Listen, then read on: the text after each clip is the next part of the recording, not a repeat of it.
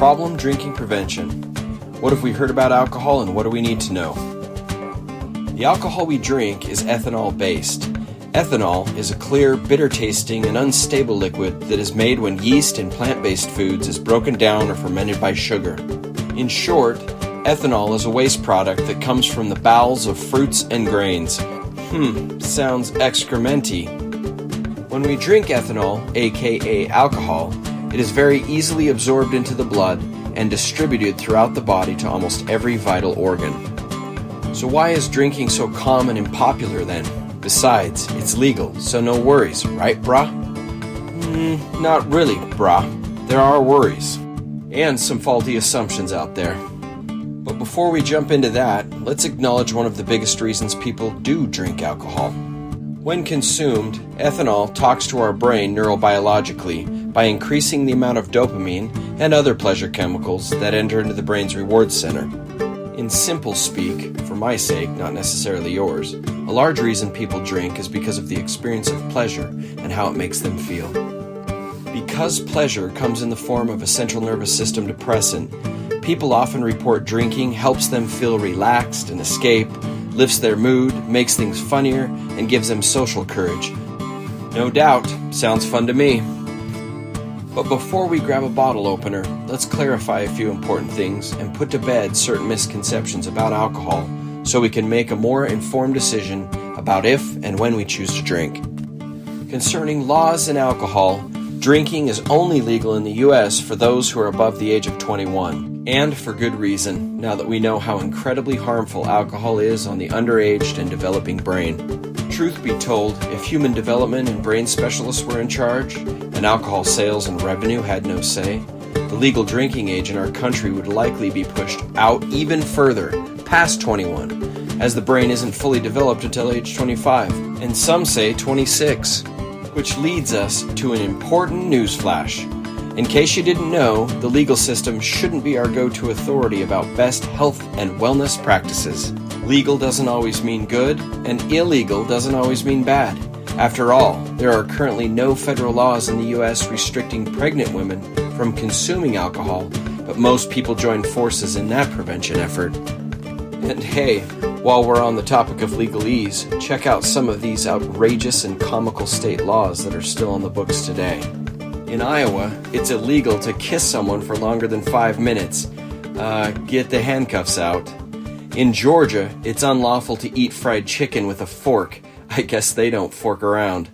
In Washington, it's prohibited to harass Bigfoot or Sasquatch, which only really makes sense for certain types of people, and I may or may not be one of them. And in California, wearing cowboy boots is banned, unless you own at least 2 cows. I wonder if Kawasaki dirt bikes, often referred to by fanatics like me as cows, spelled K-A-W-S, if they count. Moving on, it's also interesting to note that drinking alcohol to get drunk isn't actually the most popular thing to do after all. According to research presented at a national addiction conference in 2022, 35% of Americans, which is no small number, do not consume alcohol at all. And another 37% only drink once in a while and in moderation. Now for some, that might sound a bit prudish. Like life in a sober square isn't life at all. But apparently that's not the case, as somewhere around 237 million Americans are finding joy outside of getting drunk. And don't misunderstand, I'm not saying that drinking's not popular. We all know it's wildly popular, as evidenced by the $261 billion, that's billion with a B, dollars of alcoholic beverage revenue expected in the U.S. for 2022. But note, it's the small minority, the 20-something% of get-drunk drinkers that are consuming the mass majority of alcohol. So, I guess peer pressure is role reversing, and we should all start feeling a little more pressured to not drink, or I guess drink moderately, sometimes. So what happens if drinking sometimes turns into drinking lots of the time, most of the time, or all of the time? Well, first, let's put to bed the oft-repeated fallacy, well, actually, did you know that it has been scientifically proven that drinking is good for your health? Well, actually, a flood of research states that drinking alcohol is absolutely not a health-promoting practice, and that in fact, it is, in most cases, quite harmful to our bodies and to our minds. The National Institute on Alcohol Abuse and Alcoholism and other research breaks down alcohol effects on the body by organ. Let's take a look. The brain.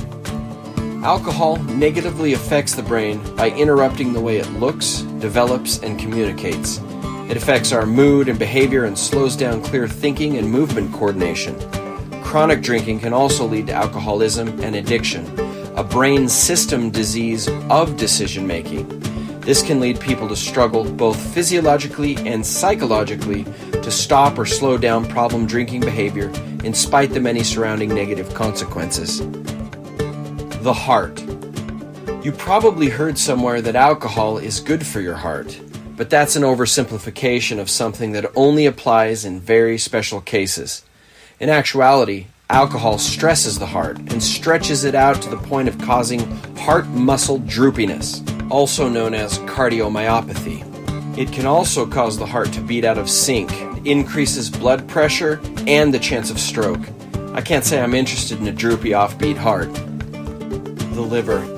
Drinking alcohol also puts a great deal of stress on our liver, an organ that helps filter toxins, like the waste product ethanol, from our body.